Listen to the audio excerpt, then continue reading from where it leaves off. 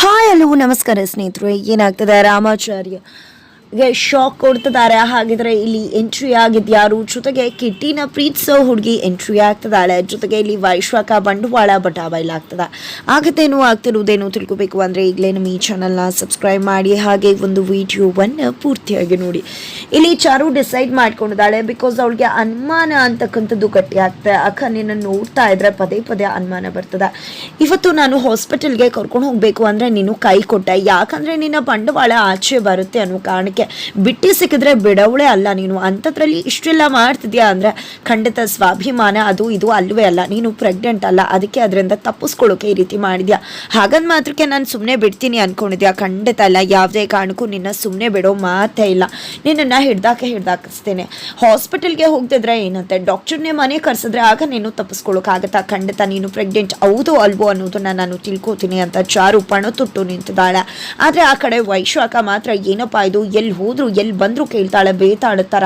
ಈಗ ಅವ್ರ ಅಮ್ಮನ ಭೇಟ್ ಮಾಡೋಕೆ ಹೋಗ್ಕೊಂಡು ಬಂದಿದ್ರೆ ಎಲ್ಲಿ ಹೋಗಿದ್ರಿ ಅಂತ ಕೇಳ್ತಿದ್ದಾರೆ. ನಡೆದ್ರು ಕುಣಿದ್ರು ಎಲ್ಲಾನು ಕೂಡ ಅಬ್ಸರ್ವ್ ಮಾಡ್ತಿದ್ದಾಳೆ, ಪ್ರಶ್ನೆ ಮಾಡ್ತಿದ್ದಾಳೆ. ಪದೇ ಪದೇ ನಾನು ಪ್ರೆಗ್ನೆಂಟ್ ಅಲ್ಲ ಅನ್ನೋದನ್ನ ಒತ್ತಿ ಸಾರಿ ಹೇಳ್ತಿದ್ದಾಳೆ. ಇವಳಿಗೆ ನನ್ನ ಮೇಲೆ ಅನುಮಾನ ಬಂದಿದೆ. ಹೇಗಾದ್ರೂ ಈ ಅನುಮಾನನ ತೊಲಗಿಸೋ ಹಾಗೆ ಮಾಡಲೇಬೇಕು. ಖಂಡಿತ ಪ್ರೆಗ್ನೆನ್ಸ್ ಲೇಡೀಸ್ ಹೇಗೆ ಬಿಹೇವ್ ಮಾಡ್ತಾರೆ ಅನ್ನೋದನ್ನ ತಿಳ್ಕೊಂಡ್ರೆ ಖಂಡಿತ ಇವಳ ಅನುಮಾನನ ಮೊದಲು ನಾನು ಹತ್ತಿಕ್ಬೇಕು ಅಂತ ಅಂದ್ಕೊಂಡು ಯೋಚನೆ ಮಾಡ್ತಾಳೆ. ಗೂಗಲ್ ಮಾಡ್ತಿದ್ದಾಗೆ ಪ್ರೆಗ್ನೆಂಟ್ಸ್ ಲೇಡೀಸು ಸುಂಟ ನೋವು ಅಂತ ಹೇಳಬೇಕು, ಹೊಟ್ಟೆ ಬರಬೇಕು, ಸುಸ್ತು ಅಂತ ಹೇಳಬೇಕು ಅನ್ನೋದು ಎಲ್ಲವನ್ನ ಕೂಡ ತಿಳ್ಕೋತಾಳೆ. ಹಾಗೆ ಮಾಡಬೇಕು ಅನ್ಕೋತಾಳೆ. ಅದಕ್ಕೆ ಹೊಟ್ಟೆ ಬರಬೇಕು ಅಂದರೆ ಮೊದಲು ಪ್ಯಾಡ್ನ ಬುಕ್ ಮಾಡಬೇಕು ಅಂದ್ಕೊಂಡಿದ್ದೆ.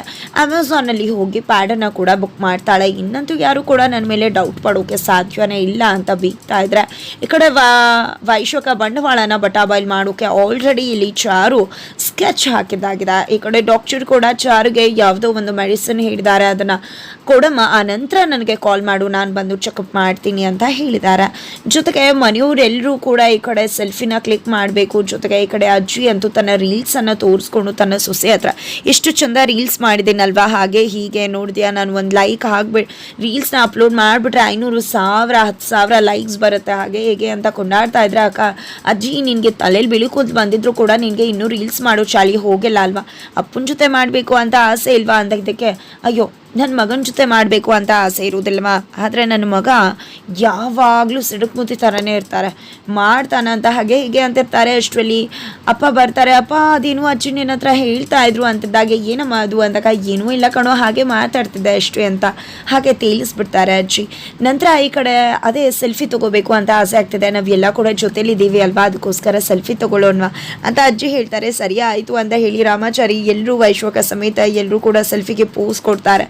ಆದರೆ ಇಲ್ಲಿ ವೈಶ್ವಕ ಅಂತೂ ಫುಲ್ ಟೆನ್ಷನಲ್ಲಿದ್ದಾಳೆ, ಗೊತ್ತಾಗಬಾರ್ದು ಅಂತ. ಜೊತೆಗೆ ಈ ಕಡೆ ಮನೆಯವರೆಲ್ಲರೂ ಕೂಡ ಒಳ್ಳೆ ಪೋಸ್ ಸಿಗ್ತಿದೆ, ಆದರೆ ಕೃಷ್ಣನ ಮಾತ್ರ ಮಿಸ್ಸಿಂಗ್ ಅಂತ ಬೇಜಾರು ಮಾಡ್ಕೊತಿದ್ದಾರೆ. ಈ ಕಡೆ ಶ್ರುತಿ ಕೂಡ ತುಂಬ ಬೇಜಾರು ಮಾಡ್ಕೋತಾಳೆ.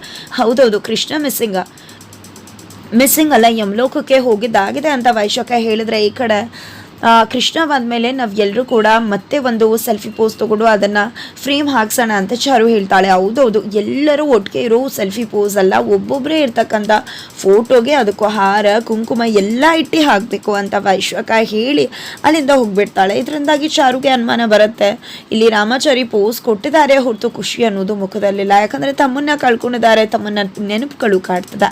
ನಂತರ ಈ ಕಡೆ ಚಾರುಗೆ ಅನುಮಾನ ಬರುತ್ತೆ. ಎಲ್ಲರೂ ಕೂಡ ಖುಷಿಯಿಂದ ಸೆಲ್ಫಿ ಬಗ್ಗೆ ಮಾತಾಡ್ತಾ ಪೋಸ್ ಕೊಡ್ತಾ ಇದ್ರೆ, ಯಾಕ ಏನೋ ಸ್ಕೆಚ್ ಮಾಡ್ಕೊಂಡು ಹೋಗ್ತಿದ್ದಾಳೆ.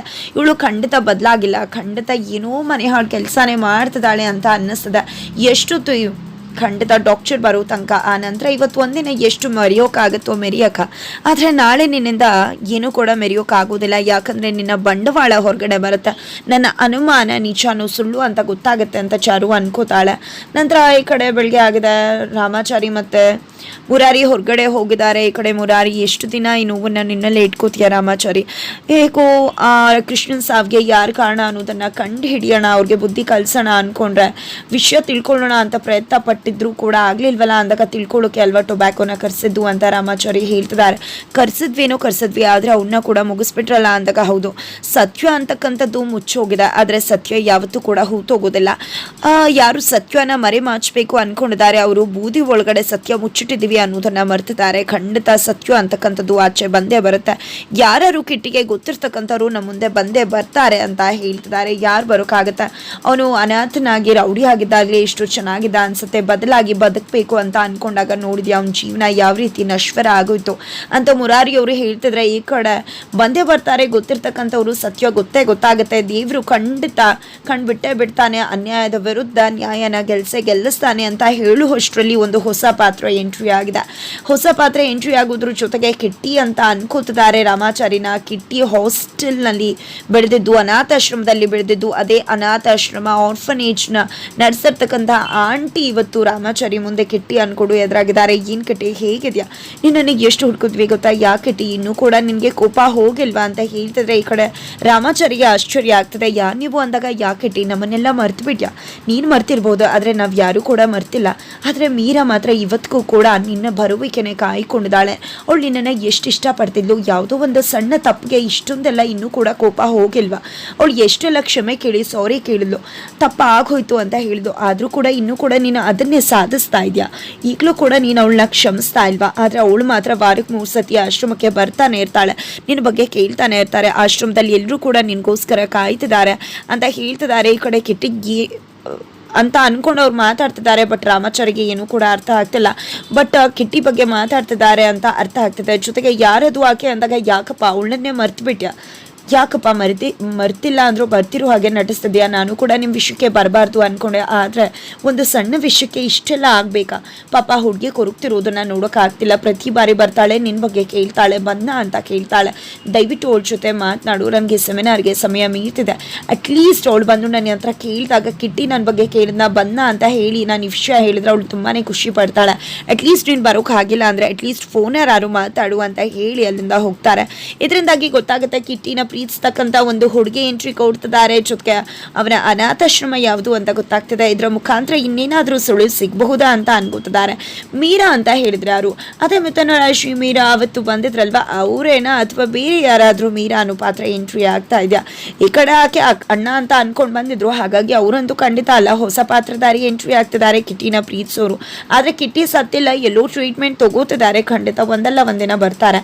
ನಂತರ ಈ ಕಡೆ ಮನೇಲಿ ಯಾರೂ ಇಲ್ಲ, ಇದೇ ಸರಿಯಾದ ಸಮಯ. ಅಕ್ಕನಿಗೆ ಜ್ಯೂಸ್ನ ಕೊಟ್ಟು ಡಾಕ್ಟರ್ ಹೇಳಿದನ್ನ ಡಾಕ್ಟರ್ನ ಕರಿಬೇಕು ಅಂತ ಅನ್ಕೊಂಡಿದ್ದಾಳೆ. ಬಿಕಾಸ್ ಎಲ್ಲರೂ ಕೂಡ ಒಂದು ನಾಮಕರಣ ಶಾಸ್ತ್ರಕ್ಕೆ ಹೋಗಿದ್ದಾರೆ. ಈ ಕಡೆ ಡಾಕ್ಟರ್ಗೆ ಕಾಲ್ ಮಾಡಿದಾಗ ಡಾಕ್ಟರ್ ಕೂಡ ನಾನು ಹೇಳಿರೋ ಮೆಡಿಸಿನ್ ಕೊಡಮ್ಮ ಅಂದಾಗ ಆಕೆ ಪ್ರೆಗ್ನೆಂಟ್ ಅಲ್ಲ ಅಂತ ಡೌಟ್. ಒಂದು ಪಕ್ಷ ಪ್ರೆಗ್ನೆಂಟ್ ಆಗಿ ತೊಂದರೆ ಆದರೆ ಅಂದಾಗ ನಾನು ಕೊಡೋ ಟ್ರೀಟ್ಮೆಂಟ್ ಯಾವುದೇ ರೀತಿಯಲ್ಲೂ ತೊಂದರೆ ಆಗೋದಿಲ್ಲ. ಪ್ರೆಗ್ನೆಂಟ್ ಆಗಿದ್ರು ಕೂಡ ಅಷ್ಟೇ, ನೀನು ಅದನ್ನು ಕೊಡಲಿಲ್ಲ ಅಂದರೆ ಚೆಕಪ್ ಮಾಡೋಕ್ಕಾಗೋದಿಲ್ಲ. ಆಕೆ ಪ್ರೆಗ್ನೆಂಟಾ ಇಲ್ವಾ ಅಂತ ನೋಡಿ ಹೇಳೋಕ್ಕಾಗೋದಿಲ್ಲ, ಅವರು ಸ್ಪಂದಿಸೋದಿಲ್ಲ ಅಂತ ಹೇಳ್ತಿದ್ದಾರೆ. ಸರಿ ಆಯಿತು ಅಂತ ಹೇಳಿ ಇಲ್ಲಿ ಒಪ್ಕೊಂಡು ಚಾರು ಬಂದಿದೆ. ಅಕ್ಕ ಜ್ಯೂಸ್ ಕುಡಿ ಅಂದಾಗ, ಈಗ ತಾನೇ ಊಟ ಮಾಡಿದ್ದೀನಿ, ಜ್ಯೂಸ್ ಬೇಡ ಅಂತ ಹೇಳ್ತಾರೆ. ಯಾಕಕ್ಕ ಕುಡಿಯೋದಿಲ್ಲ, ನೀನು ಕುಡಿಲೇಬೇಕು ಅಂದಾಗ, ಸರಿ ಆಯಿತು ಕುಡಿತೀನಿ ಹೋಗು ಅಂದಾಗ, ಇಲ್ಲ ನೀನು ಚೆಲ್ಬಿಡ್ತೀಯ, ನಾನೇ ಕುಡಿಸಿ ಹೋಗ್ತೀನಿ ಅಂತ ಹೇಳಿ ತನ್ನ ಮುಂದೆನೇ ಕುಡಿಸ್ತಾಳೆ.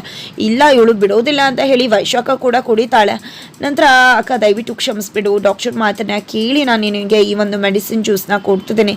ಯಾಕಂದರೆ ನಿನ್ನ ಅನುಮಾನ ಇದೆ, ಈ ಅನುಮಾನ ಸುಳ್ಳಾದರೆ ಸಾಕು ಅಂತ ಅನ್ಕೋತೀನಿ. ದಯವಿಟ್ಟು ಕ್ಷಮಿಸು, ನಿನ್ನನ್ನು ಚೆಕಪ್ ಮಾಡ್ತಿದ್ದೀನಿ, ಅನುಮಾನ ಪಡ್ತಿದ್ದೀನಿ ಅಂತ. ನಾಳೆ ನಿನ್ನ ಬಂಡವಾಳ ಪೂರ್ತಿ ಬಯಲಾಗತ್ತೆ ಇವತ್ತು ಅಂತ ಹೇಳಿ ಮನಸ್ಸಲ್ಲೇ ಅನ್ಕೊಂಡು ಚಾರು ಹೋಗ್ತಿದ್ದಾಳೆ. ಹಾಗಾದ್ರೆ ಎಲ್ಲ ಸತ್ಯ ಕೂಡ ರಿವೀಲ್ ಆಗೋದ್ರಲ್ಲಿದೆ. ಡಾಕ್ಟರ್ ಬಂದಿದೆ, ವೈಶಾಖ ಸತ್ಯ ಖಂಡಿತ ರಿವೀಲ್ ಮಾಡ್ತಾರೆ. ಜೊತೆಗೆ ಕಿಟ್ಟಿನ ಪ್ರೀತಿಸೋ ಹುಡುಗಿ ಯಾರಿರ್ಬೋದು ಅಂತ ಅನ್ಕೊಂಡಿದ್ದೆ. ಇಲ್ಲಿ ರಾಮಾಚಾರಿ ಕಿಟ್ಟಿಯಾಗಿ ಹೋಗಿ ಭೇಟಿ ಮಾಡೋದಕ್ಕೆ ಮುಂದಾಗ್ತಿದ್ದಾರೆ. ಹಾಗಿದ್ರೆ ಯಾವ ರೀತಿಯ ಟ್ವಿಸ್ಟ್ ಅಂಡ್ ಟರ್ನ್ ತಗೊಳುತ್ತೆ, ಯಾವ ರೀತಿಯ ಎಲ್ಲ ಕತೆ ಮುಂದೆ ಸಾಗ್ತಾ ಇದೆ. ಈ ಕಡೆ ಮಾನ್ಯತಾ ಅವರು ಕೂಡ ಚಾರುಗೆ ಮದುವೆ ಮಾಡಿಸ್ಬೇಕು ಅಂತ ಅಬ್ರಾಡ್ ಇಂದ ಬರ್ತಕ್ಕಂಥ ಹುಡುಗನ್ನ ಕಾಯ್ತಾ ಇದ್ದಾರೆ ಚಾರುನ ಮದುವೆ ಮಾಡಿಸೋದಕ್ಕೆ. ಯಾವ ಪಾತ್ರಗಳು ಎಂಟ್ರಿ ಆಗ್ತಿದೆ, 3 ಪಾತ್ರಗಳ ಎಂಟ್ರಿ ಆಗ್ತಿದೆ. ಚಾರುನ ಮದುವೆ ಆಗೋ ಹುಡುಗ, ಅನಾಥಾಶ್ರಮ ನಡೆಸ್ತಕ್ಕಂಥವ್ರು, ಹಾಗೆ ಕಿಚ್ಚಿಯ ಲವರ್ ಮೀರಾ ಅಂತಕ್ಕಂಥವ್ರು. ಹಾಗಿದ್ರೆ ಯಾರಾಗಿರ್ಬೋದು ಆ ಪಾತ್ರಧಾರಿಗಳು, ಇದೆಲ್ಲವನ್ನ ಕೂಡ ತಿಳ್ಕೊಬೇಕು ಅಂದ್ರೆ ಮುಂದಿನ ವಿಡಿಯೋಗೋಸ್ಕರ ವೇಟ್ ಮಾಡೋದನ್ನು ಮರಿಬೇಡಿ.